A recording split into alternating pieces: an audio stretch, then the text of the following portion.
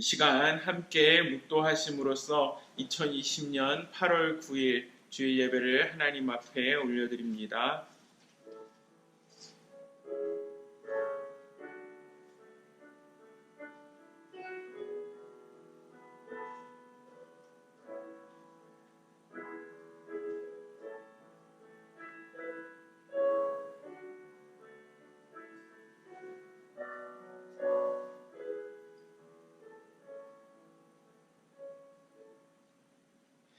내가 붙드는 나의 종, 내 마음에 기뻐하는 자, 곧 내가 택한 사람을 보라. 내가 나의 영을 그에게 주었은즉 그가 이방의 정의를 베풀리라. 그는 외치지 아니하며 목소리를 높이지 아니하며 그 소리를 거리에 들리게 하지 아니하며 상한 갈대를 꺾지 아니하며 꺼져가는 등불을 끄지 아니하고 진실로 정의를 시행할 것이며 그는 쇠하지 아니하며 낙담하지 아니하고 세상에 정의를 세우기에 이르리니 섬들이 그 교훈을 앙망하리라. 아멘. 아버지 하나님, 오늘도 주의 은혜 가운데 예배의 자리로 나아가게 하심을 감사합니다. 하나님 아버지, 오늘도 예수 그리스도의 십자가와 부활을 통해 저희들 가운데 증거된 아버지 하나님 그 사랑과 은혜가 하나님 저희들 가운데 충만한 예배 되게 하여 주시옵소서. 하나님의 사랑은 상한 갈대를 꺾지 아니하는 사랑입니다. 꺼져가는 등불을 끄지 아니하시는 사랑입니다. 우리가 쇠하거나 낙담하기를 허락하지 아니하시는 사랑입니다. 하나님 그 사랑과 은혜가 오늘 예배 가운데 충만히 거하며 우리들의 상한 심령을 소생시킬 수 있는 놀라운 하나님 이 시간 되게 하여 주시옵소서. 감사하며 살아계신 예수님의 이름으로 기도합니다. 아멘.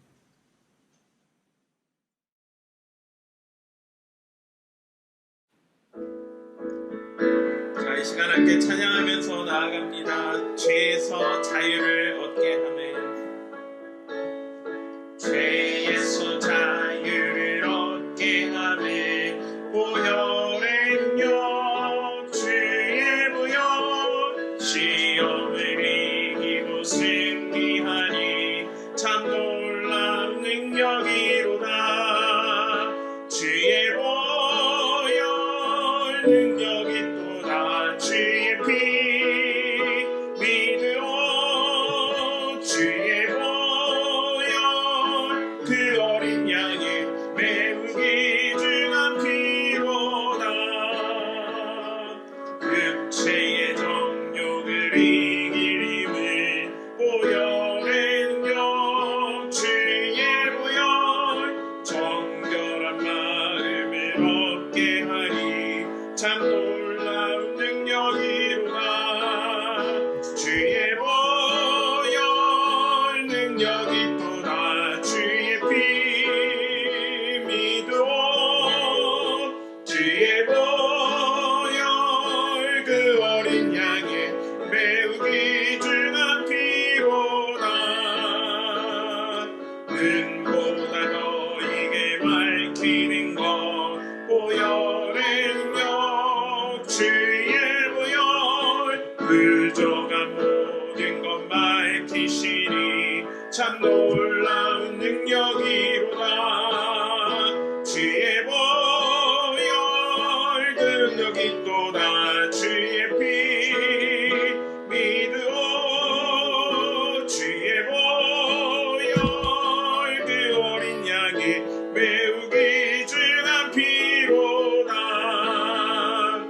그 주의 복음을 전할 제목 보혈의 능력 주의 보혈 날마다 나에게 찬송 주니 참 놀라운 능력이로다. 주의 보혈 능력이 또다. 주의 피 믿으오. 주의 보혈 그 어린 양의 매우 귀중한 피로 주의 보혈 능력이 또다. 주의 보혈 능력이 또다. 주의 피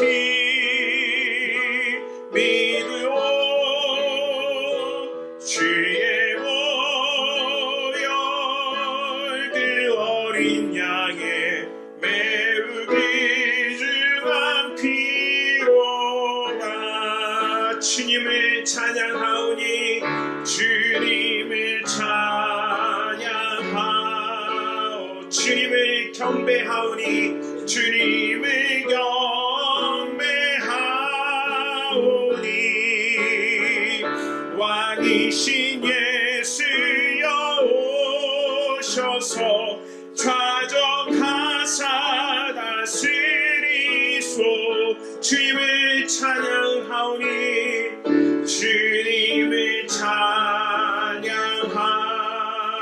주님을 경배하오니 주님을 경배하오니 왕이신 예수여 오셔서 좌정하사 다스리소서.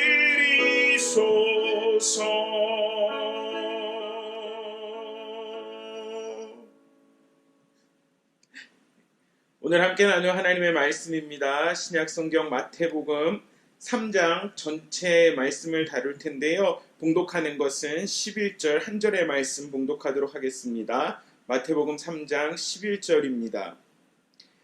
나는 너희로 회개하게 하기 위하여 물로 침례를 베풀거니와 내 뒤에 오시는 이는 나보다 능력이 많으시니 나는 그의 신을 들기도 감당하지 못하겠노라. 그는 성령과 불로 너희에게 침례를 베푸실 것이요. 아멘. 오늘은 침례의 목적이라는 제목으로 하나님의 은혜의 말씀을 나누도록 하겠습니다. 오늘 성경을 봉독하고 또 설교 제목을 나누면서 어떤 분들은 벌써 속으로 그렇게 생각하실지도 모르겠어요. 목사님, 왜 또 세례를 침례로 읽으시나요? 왜 세례 요한을 침례 요한으로 읽으시나요? 혼란스러우시죠? 장로교 목사님들은 보면 칼빈으로부터 시작되는 그런 개혁주의 신앙이나 뭐 웨스터민스터 신앙 고백 같은 것들에 대한 굉장히 자부심이 있으신 것 같아요. 감리교회 목사님들 이렇게 보면은 그 존 웨슬리라는 그 목사님에게서 시작되는 그러한 신학적인 사조들이 참 그들에게 자부심으로 느껴지고 있는 것들을 봐요. 침례교 목사인 저에게 또 침례교를 사랑하시는 우리 교인들에게 사실 침례라는 단어는 그만큼 굉장히 큰 비중이 있는 단어입니다. 그런데 한국에서는 어떻게 보면 이 침례교회가요 군소교단처럼 심지어는 이단 같은 느낌까지 그런 드는 경향들이 있어요. 전에 보면은 구원파를 비롯한 많은 이단들이 침례교라는 그 교단을 오용했기 때문에 그렇고요. 또 우리가 사용하는 그 침례라는 단어가 한국에서 일반적으로 통용되는 세례라는 단어랑은 다르기 때문에 또 우리들이 그런 오해 아닌 오해를 받기도 하는 것 같습니다. 제가 2005년도에 이제 유학을 왔는데요. 미국에 유학 가서 가장 좋았던 것 중에 하나가 제가 정말 마이너리티 중에 마이너리티였던 침례교인이라는 그 사실, 한국에서는 그 사실이 여기 오니까 말끔하게 해소가 되더라는 거예요. 또 특히 텍사스 지역에서, 미국 남부 지역에서는 이 침례교회가 뭐 미국 전체적으로도 그렇지만은 가장 규모가 있는 그런 교단이기 때문에 내가 침례, 세례 이거 뭐라고 이야기해야 될지 고민하지 않아도 되고, I'm a Baptist, 나는 침례교인입니다. 뭐 베프티즘, 잔도 베프티스트 이렇게 얘기해도 아무런 거리낌이 없이 얘기할 수 있으니까 그거 참 좋더라고요. 사실 그 침례라는 단어는요 헬라어로 베프티조라는 단어입니다. 그 말은 물에 담긴다라는 뜻을 가져요. immersion 그런 의미를 갖거든요. 그래서 사실 세례 이렇게 물을 뿌리는 그 스프링클 하는 것으로는 다 표현되지 않는 단어입니다.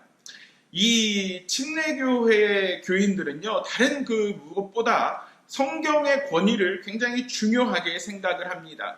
이제 종교개혁 이후에 이제 16세기 유럽에서 쯔빙길리라는 그런 종교개혁자가 있었고 그의 제자들이 스위스 형제단이라는 것을 구성을 해요. 그들이 크게 그 종교개혁의 세 가지 가치를 아주 중요하게 생각을 했습니다. 하나는 성경의 권위입니다. 솔라 스크립트라, 성경만으로 우리는 신앙생활을 해야 한다는 것이고요. 두 번째로는 이신칭의입니다. 솔라 피데, 믿음으로 우리가 구원을 받는다라는 거예요. 세 번째로는 전 신자의 제사장설입니다. The priesthood of all believers. 이제 구약 성경에서는 제사장을 통해서만 하나님 앞에 제사하고 제사장을 통해서만 하나님 앞으로 나아갈 수 있는 그런 화목의 길이 있었는데, 예수님께서 이 땅 가운데 오셔서 십자가 지시고 그 부활을 경험한 이후에는 성소의 휘장이 갈라지는 그것을 이제 상징적으로 보여주는 거죠. 그러면서 모든 사람은, 모든 성도들의 그런 제사장적인 자격을 가지고 있어서 예수님의 은혜로, 예수님의 공로로 그거를 가지고 있어서 우리가 하나님 앞에 전적으로 한 사람 한 사람씩 뚝대하여 나아갈 수 있다라는 그러한 종교개혁의 가치를 그들은 실현했다라는 거예요. 그들이 이제 그 스위스 형제단이라는 그 어떤 이런 조직을 만들고 거기에서 성경 그대로 믿어야 하는 그들은요, 유아 세례를 거부해요. 사실 유아 세례는 뭐 성경에서 보면은 이제 구약 성경의 할례와 이제 침례, 이것을 연결해서 생각하는 부분, 해석하는 부분들이 적지 않습니다. 그리고 부모의 신앙이 어떻게 그 유대인들이 자녀들에게 할례를 주었던 것처럼 이제 그 상징적으로 신앙이 이렇게 그 자손에게 이어져 간다라는 뜻이 아주 없는 건 아니에요. 하지만 이 종교개혁을 했던 그 사람들에게 중요했던 오직 믿음으로, 오직 은혜로, 오직 성경으로 이것을 강조했던 사람들은 그 각 개인의 신앙 고백이 그만큼 중요하다라는 것을 그들이 더 이렇게 절감하고 강조했다라는 거예요. 사실 이 시대에, 이 16세기 유럽에서 이제 영국 국교회가 이제 굉장히 이렇게 큰 영향을 미치고 교황권이 그 어느 권력보다 센 그때 그런 상황이었거든요. 이 당시에서 국교회의 교황의 권위에 도전한다는 것은 사용을 받는 그런 행위였어요. 그럼에도 불구하고 이 종교개혁자들과 그 종교개혁자들의 후예들은 그 믿음을 지키기 위해서 이러한 그 믿음의 길을 걸어갔었다라는 것입니다. 그들을 우리는 에나베프티스트, 그들을 재침례교도라고 하는데, 이제 그들에게서 우리 그 침례교인들의 정체성의 그 모본을 발견할 수 있는 거예요. 17세기 초에 들면서 이제 유럽에서 존 스마이스 목사님이라는 분이 계셨어요. 이분은 영국 분이신데, 영국 국교회가 이제 이러한 신앙 때문에 이 목사님들을, 이 신도들을 핍박하기 시작합니다. 그래서 이 존 스마이스 목사님은 몇몇의 사람들과 함께 네덜란드 암스테르담으로 피신을 하게 되고, 그곳에서 이제 교리와 전통이 아니라 성경 중심의 신앙을 추구해야 된다라면서 신자의 침례, 빌리버스 베프티즘, 이제 믿는 사람들에게 주어지는 그 침례가 그만큼 중요한 것이다라는 것을 이제 기치로 걸고 침례교회의 첫 시작을 하게 됩니다. 이것이 우리가 알고 있는 침례의 의미와 어떻게 보면 짧은 역사와 이제 우리가 추구해야 되는 침례의 어떻게 보면 중요성이라는 거죠. 침례교회 목사로서 저는 한 가지 좀 소박한 소망을 가져봐요. 하나님께서 이제 그 한국 교회에서 이제 쓰는 이 성경에 그 세례라는 단어, 침례라는 단어, 이것이 물론 요즘에는 많은 부분 통용이 되기는 합니다만, 이런 어떤 의미를 가지고 있는 것들이 침례라는 단어가 좀 이렇게 통용될 수 있도록 좀 하나님께서 그런 일들에 이 부족한 목사를 좀 사용해 주셨으면 하는 그런 소망을 좀 가져보기도 합니다. 자, 그런데 이것은 이제 유럽의 그 역사적인 상황 가운데서 보는 침례교회의 그런 역사고요, 전통이고요.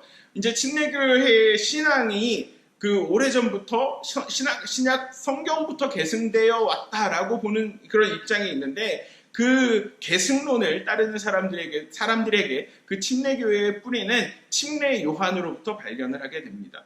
오늘 우리는 침례 요한의 이야기를 다룰 거예요. 침례 요한이 베풀었던 침례, 그리고 그가 이야기했던 그 예수님이 우리 가운데 주실 침례, 그것에 대해서 좀 더 그 마태복음 3장 말씀을 통해서 살펴보고자 합니다. 먼저 침례 요한이 베풀었던 그 침례는 회개를 위한 침례였습니다. 회개를 위한 침례, the baptism of repentance였어요. 침례 요한이 유대 광야에서 전파하여 말하기 시작합니다. 회개하라, 천국이 가까워 왔느니라. Repent, for the kingdom of heaven is near. Repent, for the kingdom of heaven is near. 자, 회개하라. 천국이 가까워 왔느니라. 이제 이후에 마태복음 4장 말씀에 보면 예수님께서 본격적으로 공생애를 시작하시면서 그 사역의 첫 포문을 여신 말씀 또한 동일합니다. 4장 17절 말씀인데요. 회개하라, 천국이 가까워 왔느니라 라는 거였어요. 자, 이 회개라는 것과 하나님의 나라 천국에 도래했다라는 것은 굉장히 우리에게 주는 메시지가 굉장히 큰 의미가 있습니다. 먼저 회개라는 단어요. 헬라어로 메타노이아라는 단어, 히브리어로는 슈브라는 단어인데요. 그 단어의 뜻은 죄로부터 하나님께 돌이키다라는 의미를 갖습니다. 후회한다라는 것에 멈추지 않는 거예요. 죄로부터 하나님께로 다시 돌아서 돌이키다, return, 그다음 U-turn 이런 의미를 가지고 있는 것입니다. 회개해야 하는 이유, 우리가 돌이켜야 하는 이유가 바로 그 뒤에 이어지는데요. 천국이 가까이 왔다라는 거예요. 천국, 하나님의 나라가 도래했기 때문에 우리는 회개해야 한다라는 것입니다. 이 천국은요, 이 하나님의 나라는 구약에서 명시하고 있는, 구약에서 예언하고 있는 메시아, 구원자의 왕국입니다. 자, 이 하나님의 나라에 대해서 우리가 좀 주의 깊게 살펴봐야 할 건 이거예요. 이 하나님 나라, 천국이라는 개념이 영토적인, 지역적인, 공간적인 개념이라기보다는 통치적인 개념이라는 거예요. 통치적인 개념이요. 자, 예수님께서 이 땅 가운데 돌아가실 때 그 사람들은 기대했어요. 다윗의 자손 중에 왕이 등장을 해서 로마 제국의 압제로부터 우리를 해방해 줄 것이다. 정치적으로 평화를 누리게 될 것이다. 경제적으로도 번영을 누리게 될 것이다. 라고 생각했지만 예수님께서 이 땅 가운데 탄생하신 모습은 그런 모습하고 굉장히 큰 거리가 있었다라는 거죠. 예수님께서 이 땅 가운데 오시면서 시작된 하나님의 나라는 역동적인 하나님의 나라였어요. 어디에서 정말 럭비공처럼 어디로 튈지 모르는, 인간의 지각으로는 헤아리거나 이해할 수 없는 하나님의 그 역동성이 갖추어진 그 통치가 바로 하나님의 나라라는 그 개념 가운데 등장을 한다라는 거예요. 그렇기 때문에 우리가 이걸 다 헤아리지 못하지만 분명한 것은 예수님께서, 메시아께서 이 땅 가운데 도래하실 때에 하나님의 나라는 이 땅 가운데서, 저 멀리 있는 하늘나라에서뿐만 아니라 이 땅 가운데서 하나님의 통치, 메시아가 이 땅 가운데 도래하시면서 이것은 시작되었다라는 것입니다. 이미 시작되었다라는 거예요. 그리고 그 가운데서 우리가 이 죄의 모습을 가지고는, 회개하지 않는 모습을 가지고는 그 천국, 하나님의 통치가 이루어지는 그 역동성을 경험할 수 없기 때문에 오늘 침례 요한은 광야에서 그 백성들을 향해서 회개하라, 천국이 가까이 왔느니라 라고 이야기하고 있는 것입니다. 그리고 이것이 비단 그 침례 요한의 자기가 하고 싶어서 하는 그 예언뿐만 아니라 선지자 이사야를 통해서 이미 하나님께서 계획하신 거라는 것이 마태복음 3장 3절에 등장을 합니다. 광야에 외치는 자의 소리가 있어 이르되 너희는 주의 길을 준비하라, 그가 오실 길을 곧게 하라 하였느니라. Prepare the way for the Lord, make straight path for him.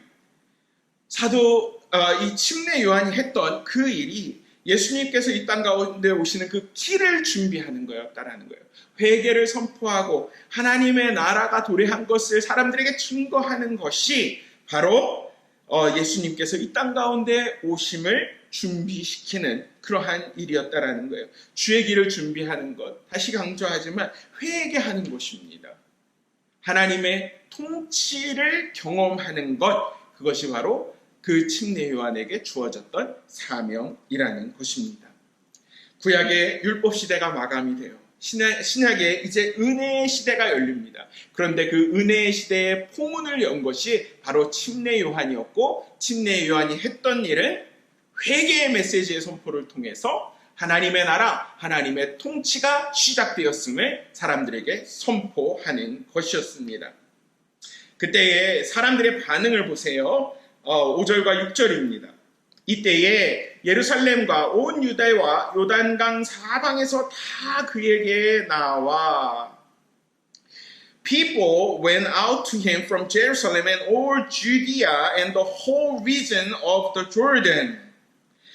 사람들이요 400년 이상 이제 그 말라기 이후에 그 암흑기가 있었잖아요. 하나님의 말씀에 굶주려 있던 거예요. 영적으로 굉장한 기가를 경험하고 있었던 거예요. 암울한 시대에 절망적인 그런 시대의 상황 속에서 이제 그 침례 요한을 통해서 이 회개의 메시지, 하나님의 나라의 그 도래의 메시지가 선포되었을 때 사람들은 흥분하기 시작하는 거예요. 그리고 혹시라도 이 침례 요한이 그들의 영적 가뭄을 해결시켜줄 그런 메시아가 아닐까라는 그런 기대를 가지고 침례 요한에게 나와서 이제 침례를 받게 되는 것입니다.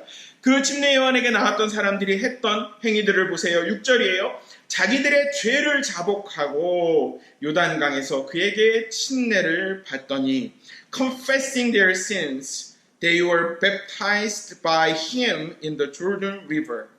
자, 이제 이들은 침례 요한에게 회개를 받으면서 침례를 받으면서요. 그들의 죄를 자복하기 시작합니다. 자기들의 죄를 자복한다라는 의미는 범한 죄를 조목조목 고백한다라는 의미예요. 이렇게 뜬구름 잡듯이 하나님 내가 이거 잘못했어요. 저거 잘못했어요. 다른 사람들도 다 죄 짓잖아요. 나도 그 중에 죄인 중에 한 명이에요. 하고 그렇게 막연하게 죄의 고백을 하는 것이 아니라 자기의 상황과 형편 속에서 자기가 정말 하나님을 대적했던 것, 하나님 말씀에 불순종했던 것을 조목조목 하나님 앞에 아뢰는 것이 바로 죄의 그 자복이고 회개였다라는 것입니다. 그래서 오늘 침례 요한이 이야기했던 그 침례 속에서는요, 죄에 대한 고백 그리고 용서의 의미가 포함이 되는 것입니다. 사랑하는 성도 여러분, 죄를 자백하는 것, 조목조목 하나님 앞에 회개하는 것이 왜 그렇게 중요할까요? 이것이 우리들의 신앙생활에 회복이 있어서 도화선이 되기 때문입니다. 저번에도 한번 나눴던 것 같은데 평양에 부흥운동이 일어났던 그 도화선은 길선주 장로님, 나중에 이제 목사님이 되셨지만 그분의 그 죄의 고백이었어요. 친구가 죽으면서 그 가족을 위해서 달라는 그 재산을 자기가 착복했다. 이제 그것이 자기에게 그거 얼마 되지 않는 돈이라 할지라도 정말 그것이 내가 해서는 안 될 일을 했다라는 것을 이제 그 부흥의 가운데서 그 길선주 장로님이 나누시면서 이제 주변의 사람들에게도 영향을 받는 거예요. 나도 이런 죄를 졌다. 나도 이런 죄를 졌다. 그러면서 그 평양 대부흥의 그 놀라운 회개의 운동이 거기에서 시작이 되었다라는 것입니다. 사랑하는 성도 여러분, 이 시간 하나님께서 저와 여러분들의 마음 가운데 죄를 깨닫게 하시고 죄를 기억하게 하시고 조목조목 하나님 앞에 자복할 수 있는 은혜를 주시기를 주의 이름으로 축원합니다. 그렇게 되었을 때 우리 가운데 무뎌진 우리들의 영혼이 되살아나고 하나님께서 우리 가운데 원하시는 그러한 놀라운 회개의 모습이 저와 여러분들 가운데 우리 교회 가운데 이루어질 수 있기를 주의 이름으로 축원합니다. 7절부터 9절까지의 말씀을 좀 다시 또 보겠습니다. 요한이 많은 바리새인들과 사두개인들이 침례 베푸는 데로 오는 것을 보고 이르되 독사의 자식들아 누가 너희를 가르쳐 임박한 진노를 피하라 하더냐. 그러므로 회개에 합당한 열매를 맺고 속으로 아브라함이 우리 조상이라고 생각하지 말라. But when he saw many of the Pharisees and Sadducees coming to where he was baptizing, he said to them, You brood of vipers, who warned you to flee from the coming wrath. Produce fruit in keeping in repentance, and do not think you can say to yourselves, We have Abraham as our father. 자, 이제 많은 사람들이 요한에게 다가와서 침례를 받으니까 이제 그 당시 종교 지도자들이었던 바리새인들 또 사두개인들이 함께 와서 침례 베푸는 것을 이렇게 멀리에서 지켜보게 됩니다. 그때 침례 요한 어떻게 보면 참 깜짝 놀랄 정도의 독소를 뿜어냅니다. 독사의 자식들아, 누가 너희를 가르쳐 임박한 진노를 피하라 하더냐. 왜 침례 요한은 그들을 향해서 이렇게 분노했던 걸까요? 그들은 진정한 회개를 위해서 침례 요한에게 나온 게 아니었다라는 거예요. 그들은 율법주의에 사로잡힌 외식과 위선의 모습으로 지금 침례 요한이 뭘 하는지, 과연 그 회개에 대한 그 침례가 무슨 의미인지 멀리서 지켜보고 있었다라는 것입니다.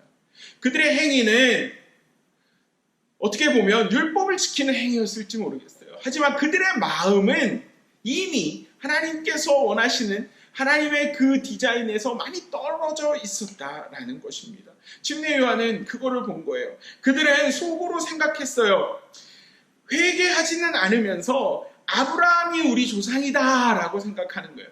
이 당시에요, 이스라엘의 그 선민 사상이라는 건 지금도 그렇지만 굉장히 어마어마한 사상이었습니다. 유대교의 그 랍비들은요, 할례 받은 그 유대인들은 어느 누구도 지옥에 가지 않는다라고 가르쳤어요. 그렇기 때문에 이 바리새인들, 이 사두개인들은요, 뭐 아무리 회개에 대해서 얘기한다 그래도 그게 중요한 게 아니었어요. 하나님 말씀, 그 율법에 따라서 그 행위적인 그런 종교 활동들이 이루어진다라면 자기가 어떤 생각을 가지고 어떻게 살던지 간에 하나님 앞에 제사를 드리고 헌금을 드리고 예배를 지키고 금식을 하고 이러면 구원이 보장된다라고 믿었던 사람들이 바로 이런 사람들이었다라는 거예요. 그러니까 회개할 필요성을 전혀 느끼지 못했던 거죠. 그들을 향해서 독사의 자식들아 이야기하면서 침례 요한은 경고의 메시지를 지금 뿌리고 있는 거예요. 아브라함이 너희 조상이라서 너희가 구원받는다. 그것은 어불성설이라는 거예요. 회개에 합당한 열매를 맺는 자만이 하나님의 자녀로서 영원한 생명을 얻는다라고 이야기하는 것입니다. 사랑하는 성도 여러분, 우리에게 필요한 건 외식과 위선이 아니라 진정한 회개입니다. 내 안에 종교 생활에 젖어 있는 그런 사악한 모습을 우리는 보지 않습니까? 바리새인들처럼 또는 사두개인들처럼 내가 11조합니다. 내가 예배 시간 지킵니다. 내가 구제합니다. 내가 교회 모임에 열심입니다. 이러면서 정말 보이지 않는 하나님을 두려워하는 부분은 우리들 마음 가운데서 멀어져 있지 않냐라는 것입니다. 회개에 합당한 열매를 맺는다는 것, 마음속에 그 실제의 회개가 나의 삶의 방식, 라이프 스타일로 드러나는 것입니다. 회개는요, 마음과 행동이 함께 가는 것입니다. 회개는요, 마음과 행동이 함께 가는 것입니다. 마음만 간다면 그것은 아마도 우리들의 믿음이 여전히 좋은 밭에 뿌려지지 아니하고 길가에 뿌려진 그러한 언젠가는 그렇게 없어질 그런 믿음인지도 몰라요. 우리들의 마음은 없이 행동만 그렇게 한다면 그건 바로 오늘 바리새인들, 그 사두개인들처럼 율법에 꽉 휩싸여진 사람인 거죠. 회개는요, 마음과 행동이 함께 가는 것입니다. 그때 하나님은 우리를 통해 정말 하나님이 원하시는 놀라운 회복의 은혜를 더하여 주십니다. 침례 요한이 이야기했던 그 침례는 회개를 위한 침례였어요. 자, 그런데 흥미로운 사실은 이것입니다. 예수님도 그 침례 요한에게 침례를 받으셨다라는 거예요. 자, 하나님의 아들인 독생자이신 메시아이신 예수님이 왜 굳이 침례를 받으셔야 했을까요? 자, 침례 요한은 3장 11절에서 이렇게 이야기합니다. 나는 너희로 회개하게 하기 위하여 물로 침례를 베풀거니와 내 뒤에 오시는 이는 나보다 능력이 많으시니 나는 그의 신을 들기도 감당하지 못하겠노라. 그는 성령과 불로 너희에게 침례를 베푸실 것이요. I baptize you with water for repentance, but after me will come one who is more powerful than I, whose sandals I am not fit to carry. He will baptize you with the Holy Spirit and with fire. 자, 자기가 그 선포하고 있는, 자기가 베풀고 있는 침례는 회개를 위해서 물로 베푸는 침례라고 이야기해요. 아까도 살펴본 것처럼 그렇기 때문에 그 물로 베푸는 침례 가운데 죄의 고백이 있고 용서가 있습니다. 그런데 침례 요한은 이렇게 얘기해요. 내 뒤에 오시는 이는 나보다 더 능력이 많으시다. 나는 정말 그 내 뒤에 오시는 분에 비하면 아무것도 아니다. 신을 들기도 감당할 수 없는 그러한 아주 미천한 존재다. 그런데 그분은 성령과 불로 너희에게 침례를 주실 것이다. 성령과 불로 침례를 주실 것이다. 이렇게 말하고 얼마 지나지 않아서 예수님이 진짜 침례 요한에게 오십니다. 그리고 침례 요한에게 침례를 받으려고 하세요. 요한이 말립니다. 내가 예수님께 침례를 받아야지 어떻게 내가 예수님을 침례를 줄 수 있습니까? 라고 이야기해요. 그때 예수님이 침례를 받으시는 것이 바로 하나님의 의를 이루시는 것이다 라고 말씀하시고 요한은 그 예수님을 침례하게 됩니다. 그때 이제 16절과 17절 말씀 성경은 이렇게 기록을 해요. 예수께서 침례를 받으시고 곧 물에서 올라오실새 하늘이 열리고 하나님의 성령이 비둘기같이 내려 자기 위에 임하심을 보시더니 하늘로부터 소리가 있어 말씀하시되 이는 내 사랑하는 아들이요 내 기뻐하는 자라 하시니라. As soon as Jesus was baptized, he went up out of the water. At that moment, heaven was opened, and he saw the Spirit of God descending like a dove and lighting on him. And a voice from heaven said, This is my Son, whom I love. With him I'm well pleased. 자, 오늘 예수님의 침례는 연합을 위한 침례입니다. 예수님의 침례, 즉 성령과 불로 예수님께서 주신다고 했던 그 침례, 또 침례 요한에게 받으신 그 침례는 연합을 위한 침례, Baptism of Unity였다라는 거예요. 예수님께서 침례를 받으실 때에 성령께서 비둘기처럼 내려오십니다. 그리고 그 예수님께서 이제 물에서 올라오실 때요. 자, 하늘이 열렸다라고 되어 있어요. 그리고 하늘로부터 소리가 들리는 거예요. 이는 내 사랑하는 아들이요 내 기뻐하는 자라. 자, 예수님이 왜 침례를 받으셔야 하나? 침례 요한이 받아야 했음에도 불구하고 예수님은 왜 굳이 이것이 그 모든 의를 이루는 것이라고 말씀하셨을까요? 우리는 그 대답을 로마서 6장 4절과 5절에서 찾습니다. 로마서 6장 4절과 5절입니다. 그러므로 우리가 그의 죽으심과 합하여 침례를 받음으로 그와 함께 장사되었나니 이는 아버지의 영광으로 말미암아 그리스도를 죽은 자 가운데서 살리신과 같이 우리로 또한 새 생명 가운데서 행하게 하려 함이라. 만일 우리가 그의 죽으심과 같은 모양으로 연합한 자가 되었으면 또한 그의 부활과 같은 모양으로 연합한 자도 되리라.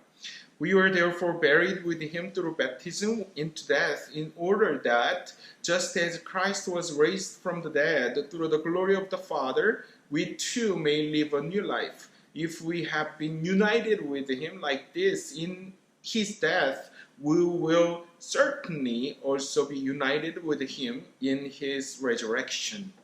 자, 이게 무슨 말일까요? 예수님은 굳이 침례 요한에게 침례를 받지 않으셔도 됐었어요. 그렇죠?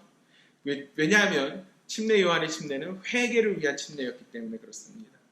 하지만 예수님께서 하나님의 의를 말씀하시면서 침례를 받으신 것은 분명한 목적이 있었다라는 거예요. 죄가 없으심에도 불구하고 요한의 회개의 침례를 받으신 것은 바로 저와 여러분들과 연합하기 위하셨다라는 것입니다.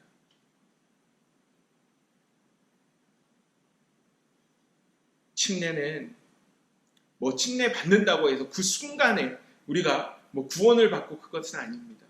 하지만 침례를 통해 우리는 예수 그리스도의 그 십자가의 죽음과 또 이제 물에서 올려지면서 예수 그리스도께서 부활하신 것과 함께 그렇게 연합하는 놀라운 은혜를 경험하게 된다라는 것입니다. 이러한 연합을 경험해야만 오늘 우리들 가운데요, 예수님께서 침례 받으시면서 하늘이 열리고 들려졌던 말씀이 나를 위한 말씀으로 또한 적용될 수 있다라는 거예요. 예수님에게 들렸던 그 말씀, 이는 내 사랑하는 아들이요 내 기뻐하는 자라. 우리들 삶 가운데 죄로 인하여서 도무지 이것을 극복할 수 없을 때 오늘 예수님과 예수님의 그 침례를 통해서 내가 연합했을 때 우리 가운데 이 음성이, 이 하나님의 음성이 나를 위한 음성으로 들려진다라는 것입니다. 이는 내 사랑하는 아들이요 내 기뻐하는 자라. 사랑하는 성도 여러분, 회개는요 자아 비판이 아닙니다. 회개하라고 그러면 기분 좋아하시는 분들은 그렇게 많지 않은 것 같아요. 흡사 북한에서 자아 비판하는 것처럼 왠지 회개하라고 그러면 내 그런 아주 부끄러운 부분들을요, 네? 그런 다 이렇게 드러내야 될 것 같고, 예? 왠지 막 내가 비참해질 것 같고, 예? 그렇게 느끼는데요. 만약에 그런 자아 비판처럼 회개의 결말이 그렇게 벌을 받는 것, 징벌에 그친다라면 그것은 성경에서 이야기하는 회개의 의미가 아닙니다. 침례 요한이 그토록 회개의 침례를 부르짖었던 목적은 바로 존재의 회복이었습니다. 회개의 목적은 회복입니다. 우리 모두가 십자가와 부활의 예수님과의 연합을 통해 하나님께 사랑받고 기뻐하심을 입은 존재로 온전히 거듭나는 것이 바로 예수님께서, 메시아 되신 예수님께서 침례를 받으셨던 이유였습니다. 사랑하는 성도 여러분, 오늘 침례, 저희 침례 교인들에게 굉장히 큰 의미로 다가옵니다. 요한이 경험했던 그런 회개의 침례, 예수님께서 정말 죄인들, 정말 죽음 가운데 있던 우리들에게 너는 내 사랑하는 아들이요 내 기뻐하는 자라 라는 그 음성을 듣게 하시기 위해서 우리들과의 그 연합을 위해서 손수 보여주신 그 침례의 모습들을 통해서 다시 한번 지치고 상한 우리들의 심령 가운데 새 힘을 얻고 회복의 자리로 나아갈 수 있는 저와 여러분들 되시기를 주의 이름으로 축원합니다. 시간 함께 기도하겠습니다.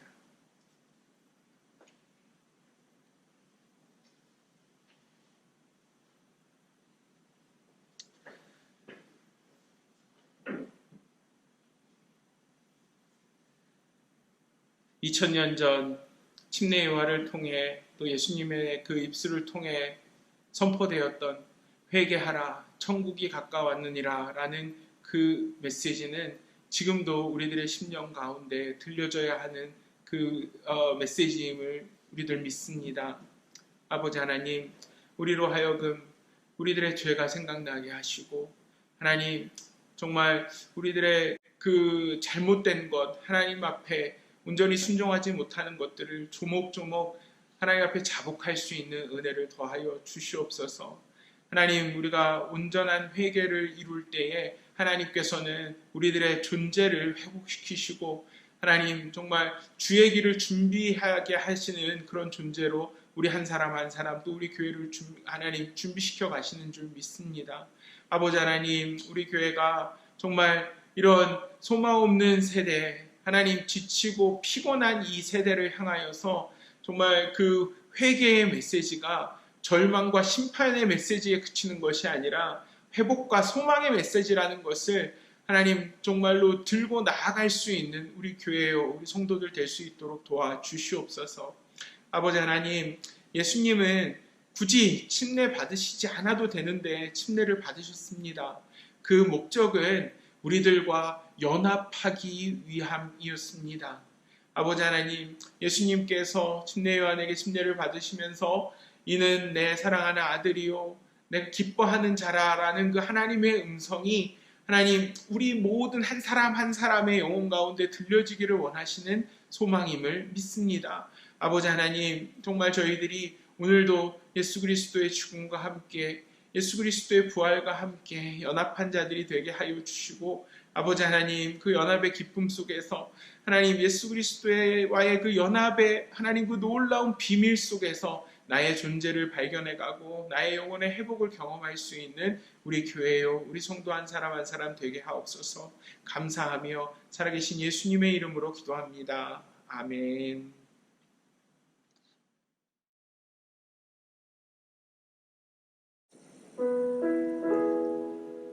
이 시간 준비한 예물 하나님 앞에 드리면서 또 말씀을 묵상하면서 함께 찬송하기 원합니다.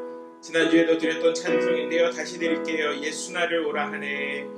예수 나를 오라 하네. 예수 나를 오라 하네.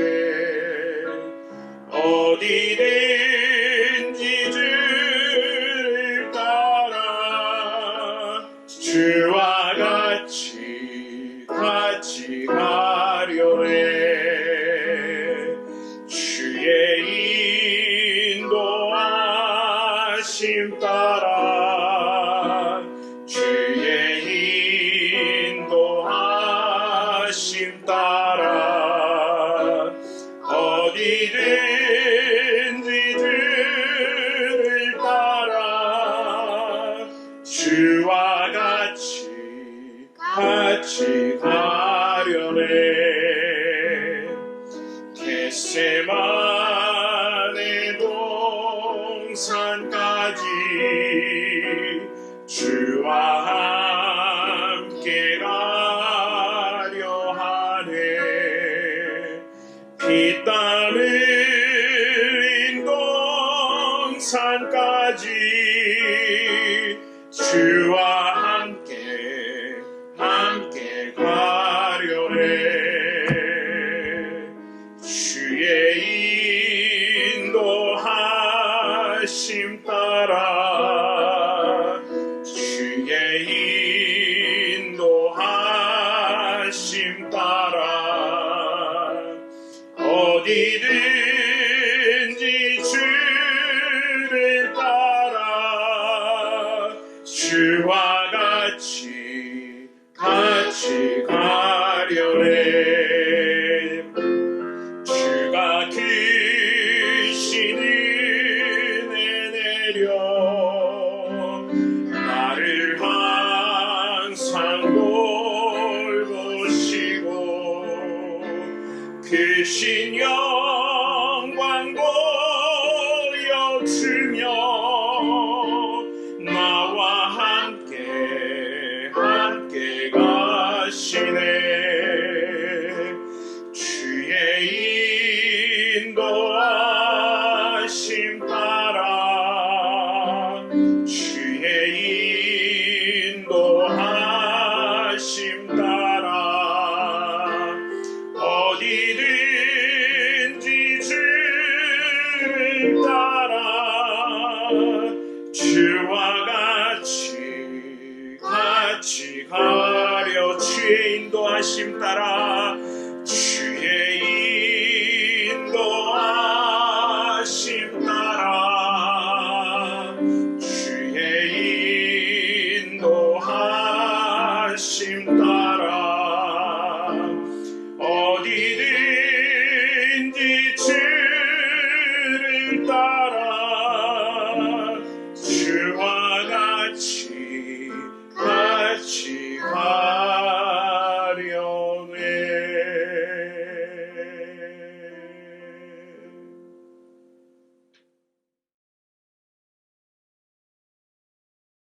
이 시간 드려진 예물 위해서 기도하고 축도함으로 예배를 마치겠습니다.